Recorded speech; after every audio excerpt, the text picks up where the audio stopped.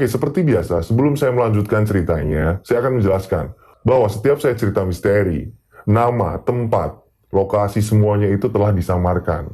Karena narsum yang telah mengirim cerita ke kami minta disamarkan demi keamanan bersama. Oke, nggak usah lama-lama lagi. Kita langsung saja ke ceritanya.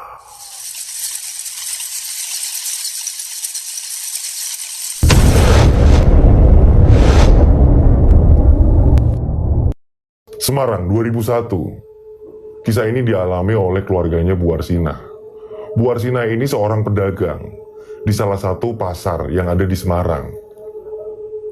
Bu Arsina ini dagangnya ini sembako. Beliau ini sudah janda. Pada suatu hari ketika Bu Arsina ini sedang beres-beres kardus yang udah gak kepake, tiba-tiba datang seorang pemulung. Bu, nuwun sewu, kardusnya masih dipakai nggak? Oh, kamu pemulung ya, Le? Kata Bu Arsina. Enggak, Bu. Iya, Bu. Ya udah, bawa aja sana. Oh, beneran, Bu? Iya. Akhirnya diambil lah tuh. Kardus yang tadi udah gak kepake itu diambil sama si anak itu. Dan selama seminggu berturut-turut, anak itu datang terus minta kardus bekas. Akhirnya di sini Bu Arsina nanyain. Nak, kamu ini loh pagi-pagi nggak sekolah, malah nyariin kardus. Saya ini udah nggak sekolah kok, Bu. Jawab anak itu. Nama kamu siapa, Nak? Inu, Bu. Lah kok sampai nggak sekolah itu gimana, Inu? Setelah lulus SMP kemarin, terus udah, Bu, nggak ngelanjutin lagi. Soalnya Bapak Inu sama Ibu Inu udah meninggal.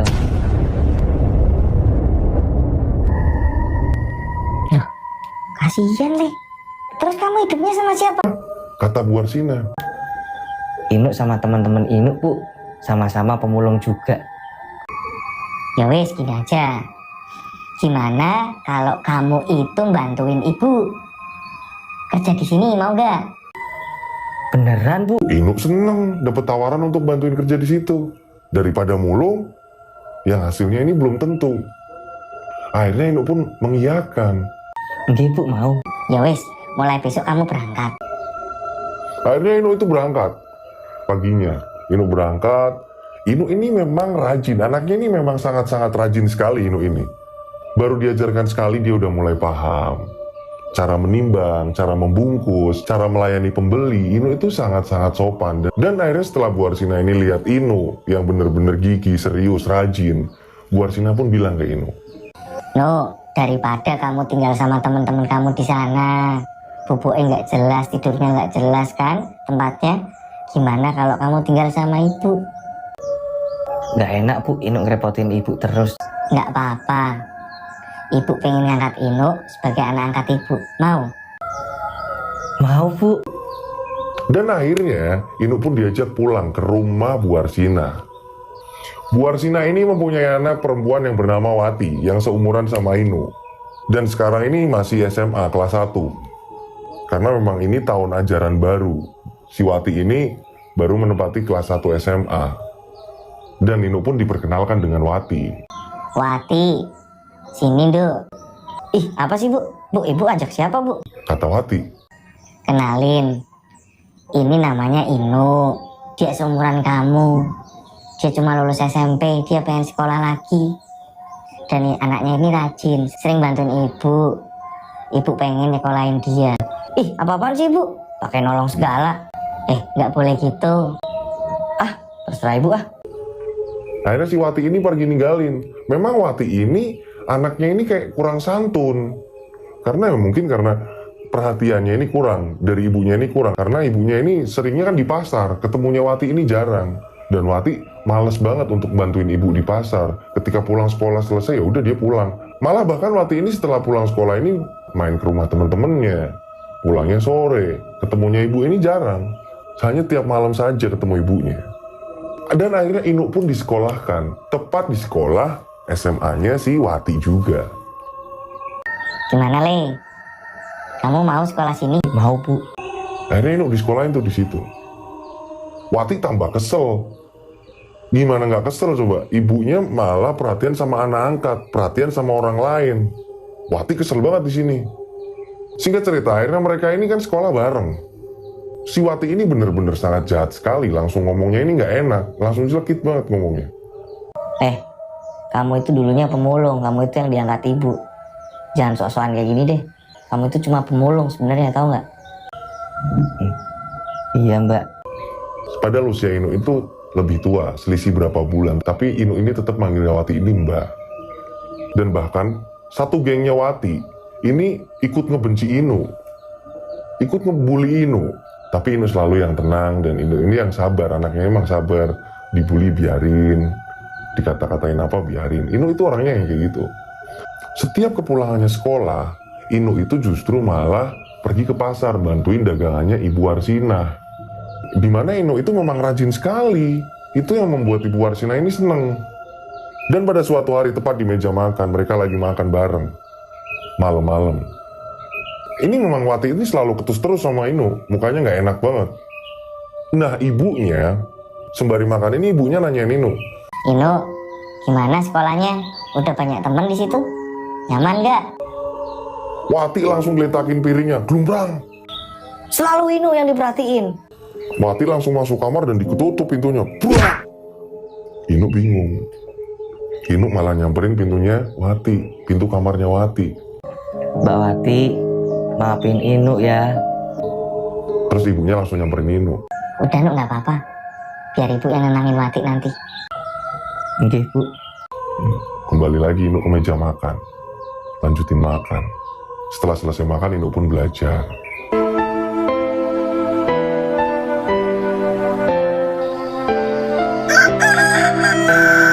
Dan pada pagi harinya, di sekolahan, Wati kembali berulah.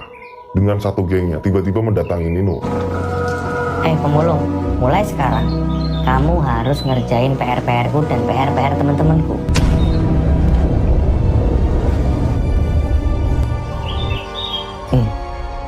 Oke mbak. Iya mbak. Nanti Inu kerjain mbak. Awas kalau sampai nggak dikerjain dan besok dikumpulin kamu nggak ngumpulin, awas. Oke mbak. Singkat cerita, akhirnya pulang sekolah ini, Inu langsung kembali seperti biasa bantuin ibunya. Hingga sampai sore. Dan Inu itu memang pulangnya itu jarang bareng sama ibunya karena dia inisiatif. Bu, ibu pulang dulu aja, nanti Inu yang nutup warung. Nggak apa-apa toh? Nggak apa-apa bu. Inu itu sering seperti itu. Udah capek dari sekolahan, langsung bantuin ibu dagang. Belum lagi dapat tugas PR-PR dari teman-temannya si Wati.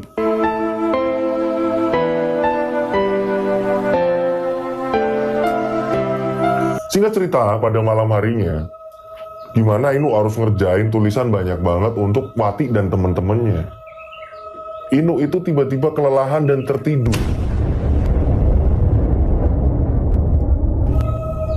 Dan pada pagi harinya, tepat pas di sekolahan, ditanyain lah itu tugas PR-PR-nya si Wati.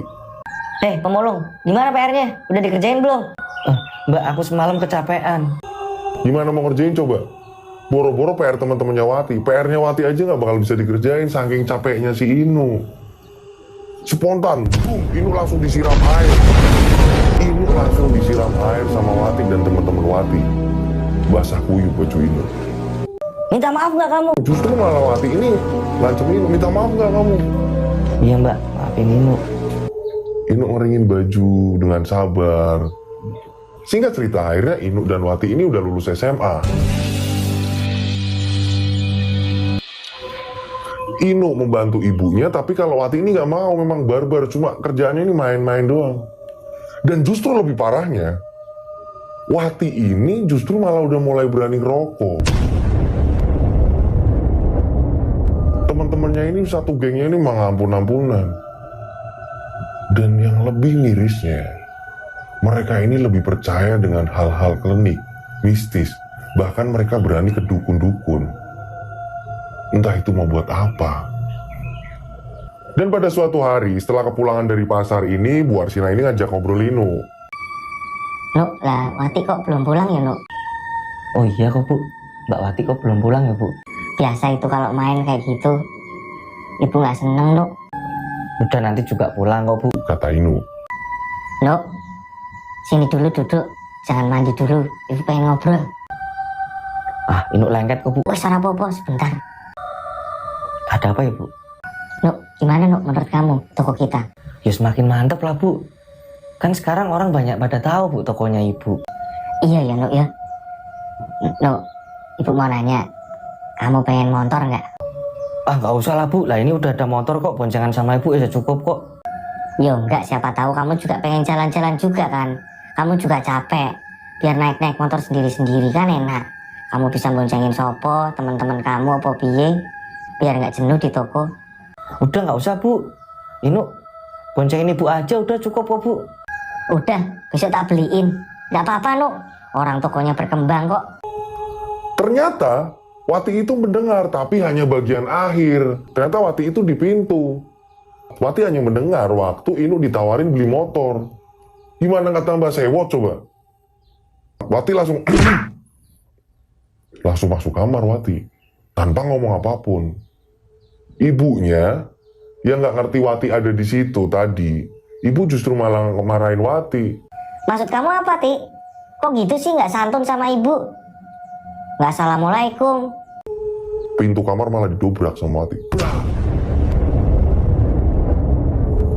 Dan memang benar pada pagi harinya ini Inu dibeliin motor. Datanglah motor Matic dari dealer yang masih baru.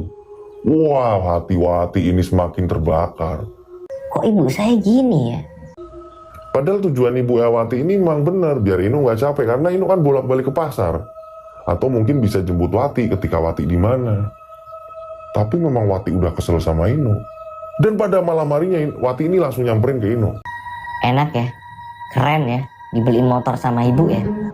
Inu pun ngomong. Inu ini nggak minta, Mbak.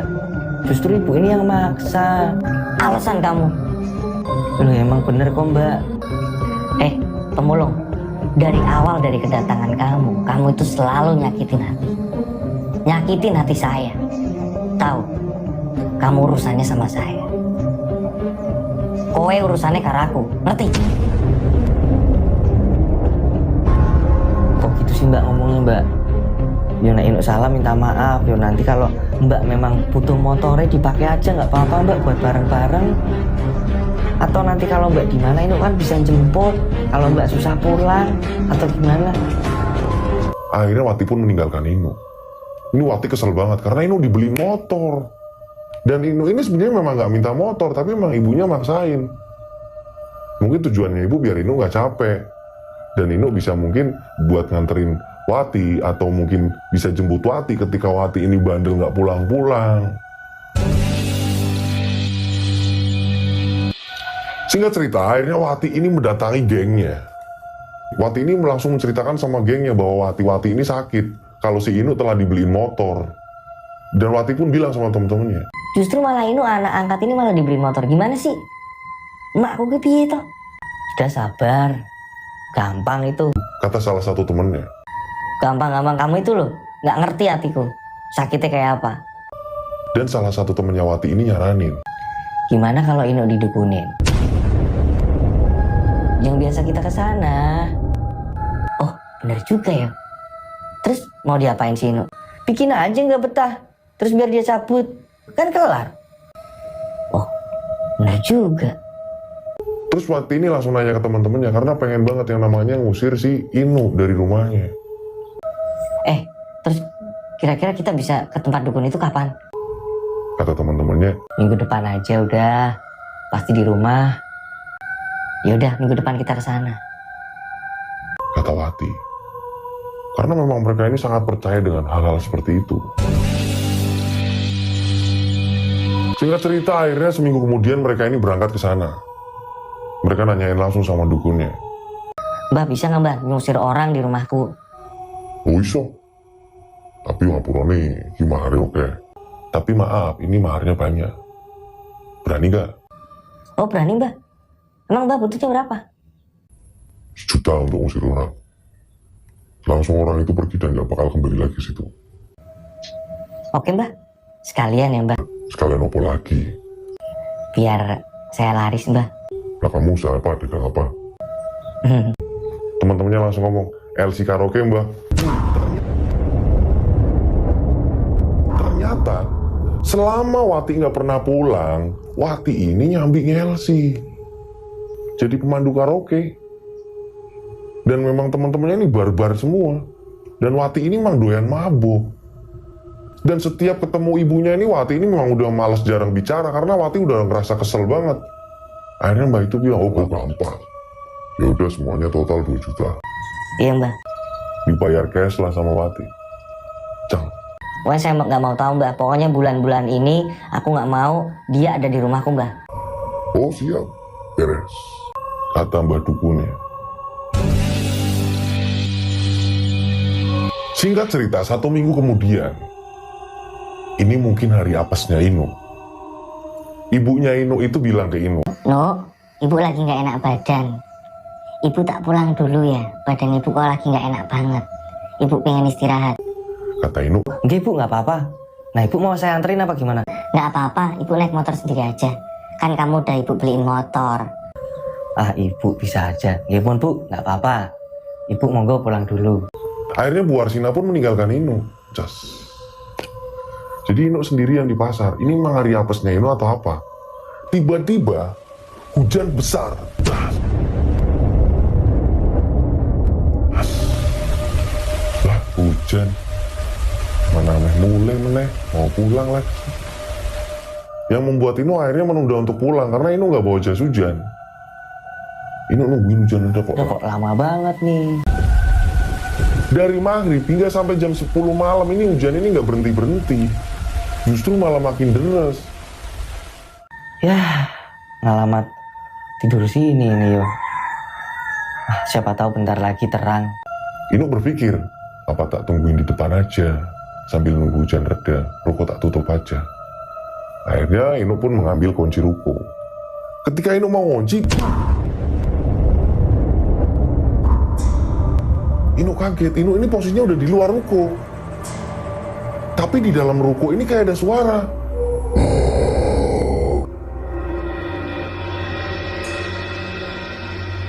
Padahal suara hujan ini lebih besar. Kenapa suara itu malah lebih besar dari hujan? Inu kaget. Ini suara apa di dalam ruko? Penasaran Inu. Dibuka lagi pintu itu sama Inu. Pintu rollnya itu dibuka lagi sama Inu. Masuklah lagi Inu. Dikontrol sama Inu, lampu dinyalain lagi. Nggak ada orang. Inu bingung, tadi suara apaan? Padahal masih hujan, tapi suaranya lebih keras dari hujan. Akhirnya Inu keluar. Mau ngunci pintu lagi, tiba-tiba Inu ditepuk pundaknya.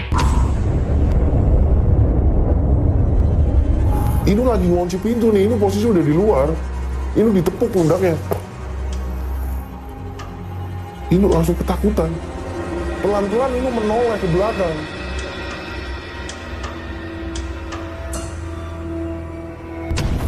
Apa yang Inu lihat? Genderuwo. Yang gede banget, genderuwo yang gede banget. Kukunya yang panjang-panjang. Rambutnya yang acak-acakan. Di situ Inu langsung berdoa. Inu langsung berdoa, Inu langsung zikir. Sebisa Inu berdoa. Enggak lama genderuwo itu hilang. Gak lama genderuwo itu hilang. Inu kaget. Kok kayak gini ya? Inu gak pikir panjang, kunci ruko langsung naikin motor. Inu laju kencang banget.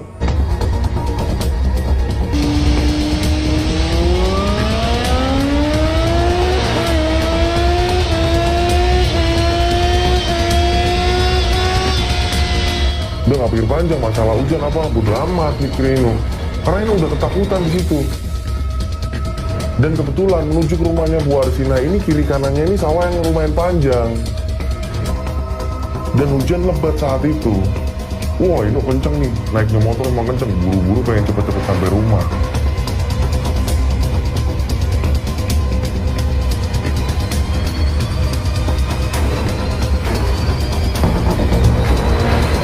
Tapi sebelum sampai rumah, tiba-tiba motor Inu mogok. Udah hujan, malam-malam, motornya mogok, bayangin coba. Inu apes banget. Akhirnya Inu ini minggirin motor dalam keadaan hujan deras. Inu coba jongkok, Inu ngecek, Siapa tahu ada kerusakan apa di bawah atau ada apa. Ini mesinnya atau gimana. Tiba-tiba Inu didengerin suara. Persisnya suara yang ada di ruko. Inu langsung berdiri. Dan Inu ketakutan karena suaranya persis di belakang Inu. Dan Inu gak berani menoleh. Inu langsung berdiri. Ini diantara motor udah gak bisa jalan. Ini mau gimana? Inu udah ketakutan banget. Tiba-tiba suara itu muncul lagi. Inu memberanikan diri untuk menoleh.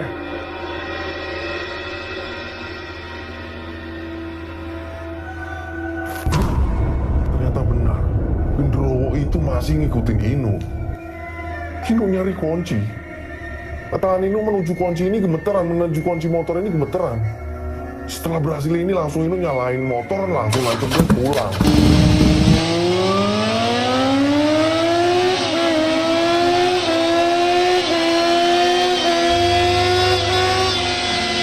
Sesampainya di rumah, Inu langsung ketok-ketok pintu dengan keadaan dingin dan ketakutan.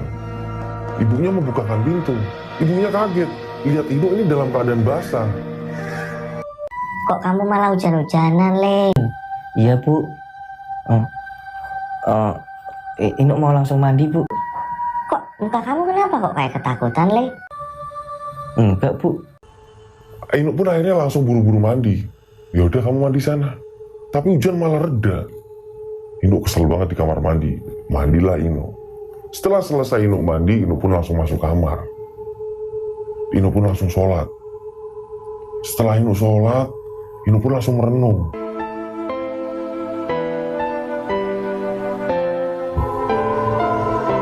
Kok bisa ada genderuwo ya? Kata Inu dalam hati. Aku cerita ke ibu nggak ya? Tapi Inu mikir lagi. Inu ini mau cerita ke ibunya tapi malah bingung. Karena takutnya ibunya ini pulang duluan. Ibunya di jalan sendirian. Inu nggak tega kalau kejadian tadi Inu ceritakan. Yang ada malah ibunya ini ketakutan kalau pas pulang sendirian. Akhirnya mau nggak mau Inu nggak cerita. Inu pendem sendiri. Udahlah, tidur aja lah. Baru ibunya masuk kamarnya. No. Oh iya bu. Kok kamu gelisah? Kamu mau makan nggak? Enggak bu. Inu capek. Inu mau langsung tidur. Serius, nggak makan dulu? Enggak bu. Ya udah, kamu istirahat Ki. Akhirnya Inu pun mencoba untuk tidur. Akhirnya Inu pun tertidur.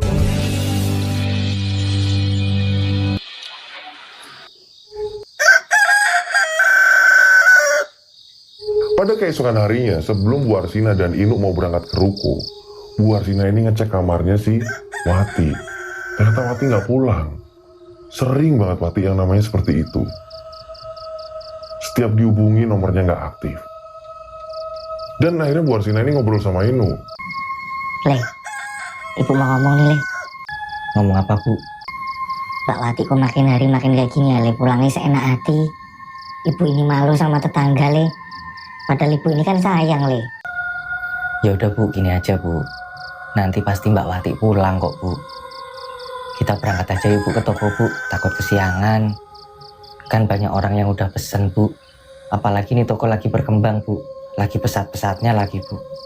Ayo bu, kita berangkat dulu. Iya ya, Leo. Ya wes ya, Le. Berangkat. Akhirnya mereka berdua ini berangkat menuju toko. Tanpa menghiraukan lagi sama si Wati. Karena Wati memang bandel, susah dibilangin. Wati itu kayak gitu.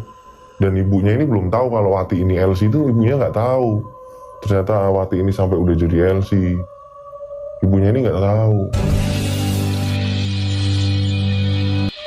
Singkat cerita, pada sorenya Inu dan ibunya ini pulang menuju ke rumah. Tiba-tiba kaget. Le, kok kayak depan rumahnya kita ada tamu ya, Le? Apa gimana kok ada mobil, Le? Iya ya bu, mobilnya baru lagi bu. Iya ya, Le. Belum ada platnya. Ternyata itu mobilnya si Wati. Wati langsung nyambut mereka. Nggak usah heran. Saya juga bisa beli mobil, Bu. Bukan motor, bukan level saya. Ya, ini mobil kamu, Toti? Ya iyalah, Bu. Mikir dong, Bu. Emang ibu doang yang bisa nyari uang? Aku bisa nyari uang, Bu. Aku gitu loh. Nggak kayak. Dan Wati pun nambah ketus, malah ngatain Inu. Nggak kayak si pemulung, minta dibeliin motor lah. Kamu itu loh kalau ngomong. Digituin lah sama ibu. Ah udahlah bu, aku males debat. Aku mau pergi aja bu. Malah pergi lagi dia. Kok kayak gitu ya Le, Mbak Wati? Udah bu, yang sabar ya bu. Yang penting Mbak Wati sehat bu. Udah gitu, udah banyak rezeki bu Mbak Wati bu. Toko kita lagi maju-majunya, Mbak Wati bisa beli mobil bu. Iya Le. Pada malam harinya, Inu itu ngalamin diare. Sakit perut yang minta ampun. Bolak-balik Inu ke kamar mandi. Ibunya nanyain, Emang kamu ini habis makan apa tadi? Ya nggak makan apa-apa juga sih bu. Makan ya biasa, nasi lauknya juga biasa. Aku juga nggak makan sambal banyak. Ya udah minum obat. akhirnya Inu pun minum obat diare. Tapi tetap, Inu tetap diare. Inu tetap bolak-balik ke kamar mandi. Hingga Inu capek sendiri. Nggak bisa tidur. Baru mau tidur, mau keluar lagi. Langsung lari ke kamar mandi. Balik lagi ke kamar. Baru mau ini langsung kebelet lagi. Bolak-balik sampai pagi. Akhirnya Inu ini capek sendiri. Inu itu ngomong sama ibu. Bu kayaknya Inu di rumah aja deh bu. Inu emang lagi sakit bu kayak gini. Nah ibunya karena tokonya ini lagi berkembang-kembang pesatnya, lagi ke pesat-pesatnya nih, berkembangnya ini lagi pesat-pesatnya.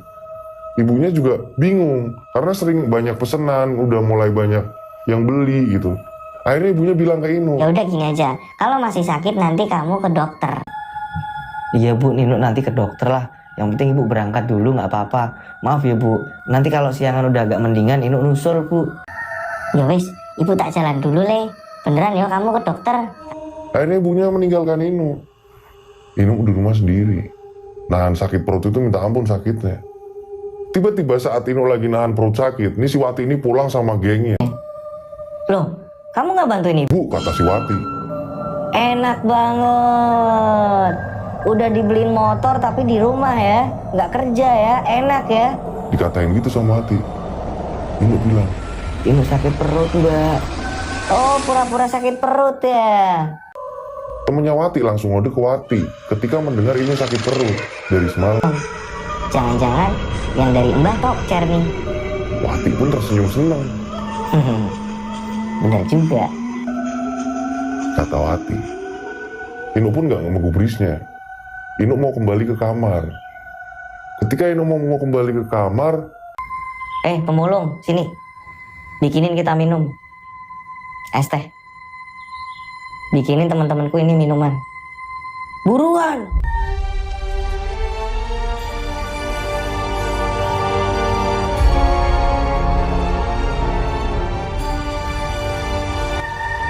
Begini mbak.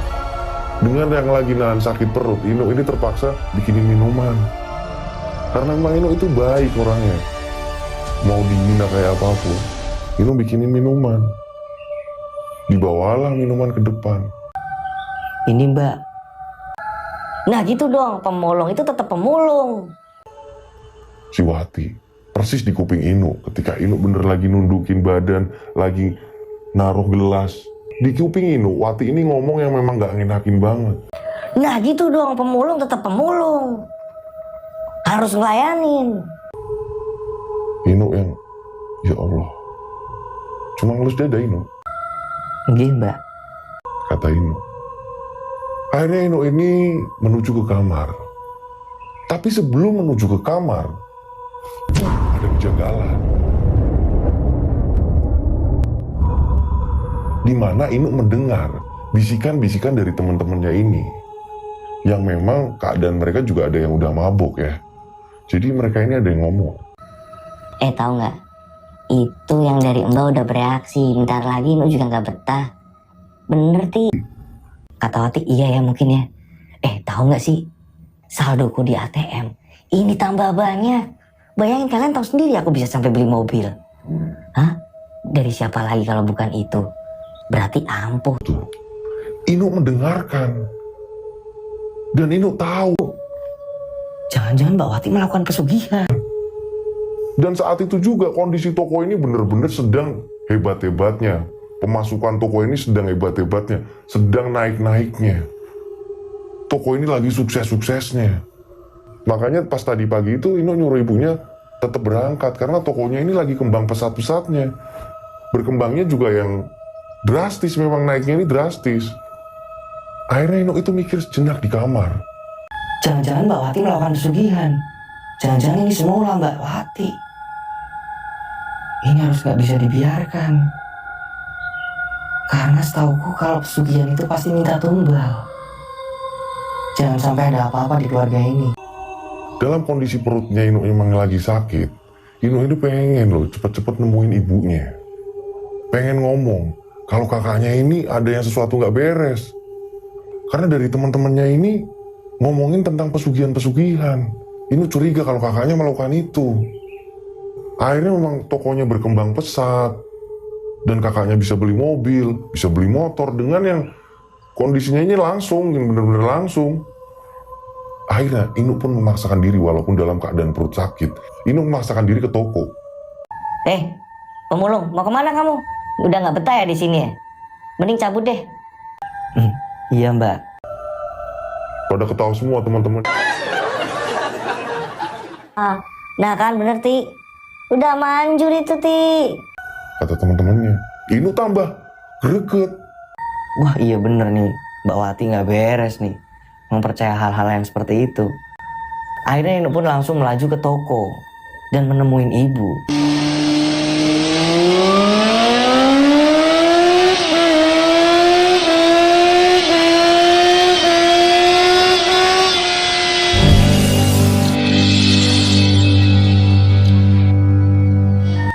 Bu, Inu mau ngomong Bu.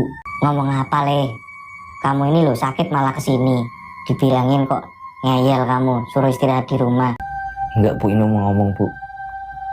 Tapi Ibu jangan kaget ya Bu. Ini sebenarnya karena Inu peduli, karena Inu sayang sama Ibu. Lah apa tuh Le? Bu, kayaknya kok ada yang nggak beres Bu sama kita Bu. Nggak beres apa? Lu Bu bayangin Bu, ini toko semakin berkembang banget Bu, pesat banget. Ini toko penghasilannya juga berlimpah Bu. Kayak ada yang aneh Bu, setiap Inu ngitung uangnya itu kayak ada yang lebih terus Bu. Wis kamu itu loh pikirannya. Loh enggak Bu, jadi gini Bu, Inu itu kemarin Bu dilihatin genderuwo. Genderuwo? Sing bener kamu Le? Iya Bu, Inu dilihatin genderuwo Bu. Persis di toko ini Bu. Dan di tengah sawah. Kenapa Inu nggak cerita, takutnya nanti Ibu takut. Dan satu lagi Bu, tadi Inu itu dengerin Bu, kalau Mbak Wati itu sama temen-temennya pada ngomongin pesugihan Bu. Mbak Wati sampai bisa beli mobil Bu. Bayangin toh Bu. Dan kita kok tiba-tiba sesukses ini, nyari uang kok gampang banget. Apakah kita harus bilangin Mbak Wati Bu? Karena pesugihan itu bakalan makan tumbal Bu.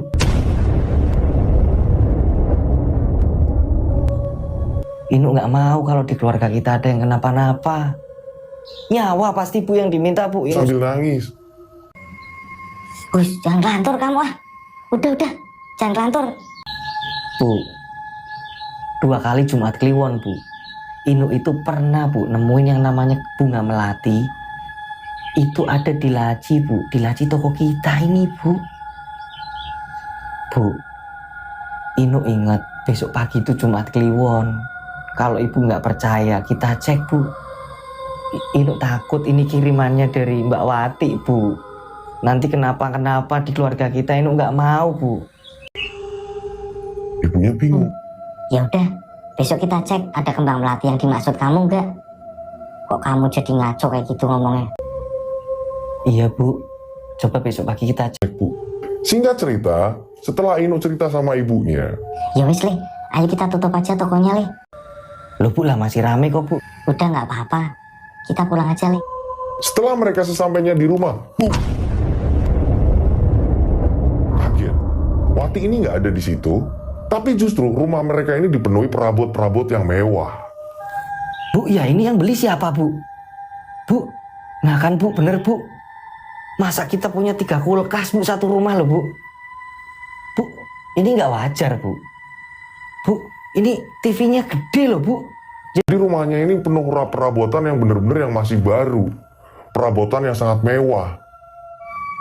Apa jangan-jangan Wati yang beli ya, Le? Udah Bu, gini aja. Pokoknya besok pagi kita lihat bunga melati itu Bu. Apapun yang terjadi kita lihat bunga melati itu ada nggak Bu di laci kita Bu. Aku nggak mau Bu di kita ini ada apa-apa. Iya, Le. Besok kita lihat, Le.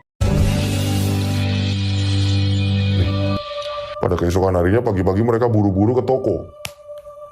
Persis Jumat Kliwon. Berarti yang ketiga. Jumat Kliwon yang ketiga. Karena 2 kali Jumat Kliwon, si Inu ini dilihatin ada bunga melati di meja itu. Akhirnya mereka buru-buru buka toko. Ibunya langsung. Coba, Le, ibu yang buka. Iya Bu, ibu yang buka. Ketika ibunya membuka laci, serak. Mereka kaget. Le, mana bunga melatinya? Nggak ada kok, Le. Kamu ini ngaco. Kok nggak ada ya Bu? Padahal 2 kali Jumat Kliwon, Inu diliatin bunga melati di sini Bu. Tapi Inu memang nggak pernah cerita sama ibu. Inu takut. Inu baru cerita ke ibu ketika Mbak Wati dan teman-temannya cerita soal pesugihan Bu, soal dukun-dukun Bu. Terus Inu diliatin genderuwo Bu, diteror genderuwo Ibu. Ya udah, orang nggak ada apa-apa kok. Udah, ah, yuk jualan lagi. Akhirnya mereka membuka seperti biasanya. Singkat cerita, akhirnya mereka ini pulang.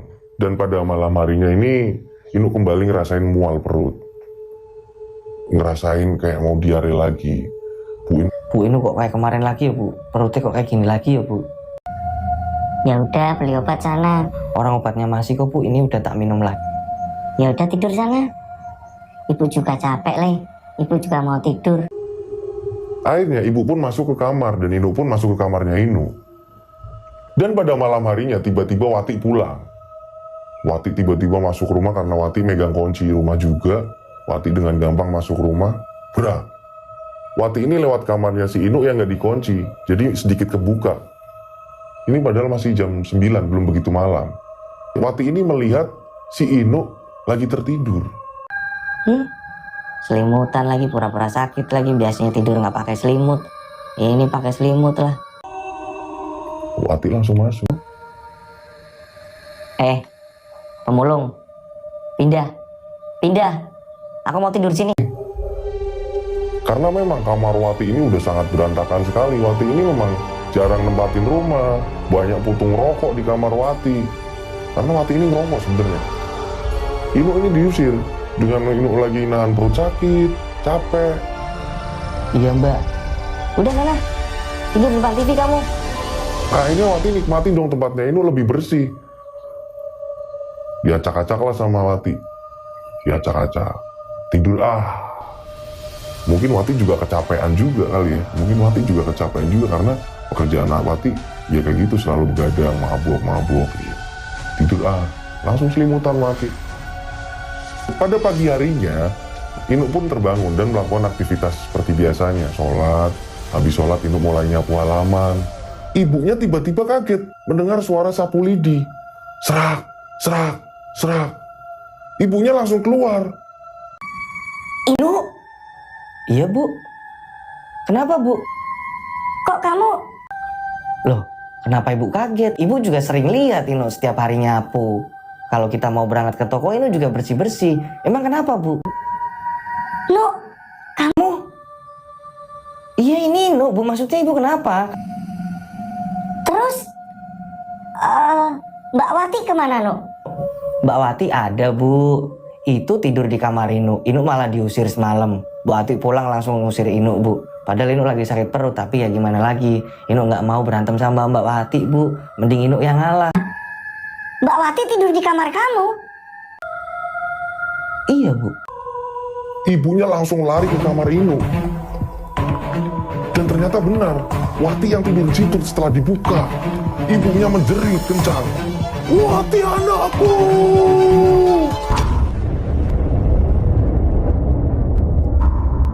Inu langsung ngelemparin sapunya.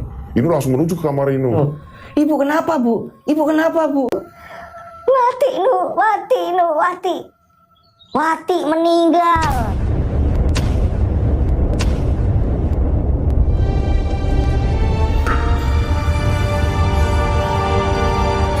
Mbak Wati, Mbak Wati, Mbak Wati, bu, Mbak Wati kenapa? Wati meninggal Nu, Wati meninggal. Ini semua gara-gara kamu Nu. Loh, kok gara-gara Inu? Maksud ibu gimana? Harusnya kamu yang mati, harusnya kamu yang mati. Karena sebenarnya ibu itu yang melakukan pesugihan. Dan kamu harusnya dimakan genderuwo. Dan kamu harusnya mati di selimut ini. Selimut inilah yang harusnya membunuh kamu. Ketika kamu pakai selimut ini sampai pagi kamu bakal mati. Tapi kenapa justru Wati yang mati? Ibunya teriak histeris. Inu bingung. Selama ini ternyata yang melakukan pesugihan justru ibunya. Dan tiba-tiba ibunya kayak ngigo, kayak stres. Gimana sih? Aku itu udah sering transfer uang Wati buat beli mobil. Kali ini nanti aku jalan-jalan sama Wati. Jadi ibunya ngebongkar sendiri. Inu udah mati. Sambil menunjuk-nunjuk mayatnya Wati. Inu sudah mati. Saatnya saya sama Wati senang-senang. Inu, pemulung yang saya angkat untuk saya jadikan tumbal sekarang sudah mati. Padahal itu mayat Wati. Jadi ibunya kayak stres di sini. Ibunya kayak stres, bener-bener kayak stres. Inu tersadar. Jadi selama ini yang melakukan pesugihan, yang meneror Inu, genderuwo segala macam, itu dari ibunya. Ibunya telah melakukan perjanjian dengan genderuwo, perjanjian pesugihan, yang dimana genderuwo itu meminta tumbal. Dan di sini terjawab semua. Kenapa Inu ini diadopsi? Karena mau dijadiin tumbal. Dan ibunya memang bener-bener langsung bener-bener ngigung, kayak orang gila, ketawa-ketawa sendiri. Akhirnya aku dan Wati kaya. Ketawa-ketawa sendiri, bener-bener. Tahu sendiri. Sebentar lagi aku dan Wati jalan-jalan ke Eropa. Jadi ngigonya ini bener-bener yang kacau. Ngigonya bener-bener yang kacau, bener-bener saraf yang kena. Karena bener-bener kaget setelah melihat Wati yang meninggal. Jadi yang makein selimut, jebakannya itu memang dari ibunya sebenarnya. Dimana Inu ini udah menemukan beberapa bunga melati yang ada di laci segala macam, dan hari itu juga sebenarnya harus toran nyawa. Dan dimana yang kena imbasnya justru malah Wati, anak kandungnya sendiri. Dan singkat cerita, Inu akhirnya menjual semua aset-aset yang dimiliki Ibu Warsina dan akhirnya disodakohkan, disedekahkan. Inu memulai dengan kehidupan baru dengan modal Inu yang apa adanya. Dan kabar-kabar burung ternyata dukun yang Wati itu datengin itu ternyata dukun abal-abal.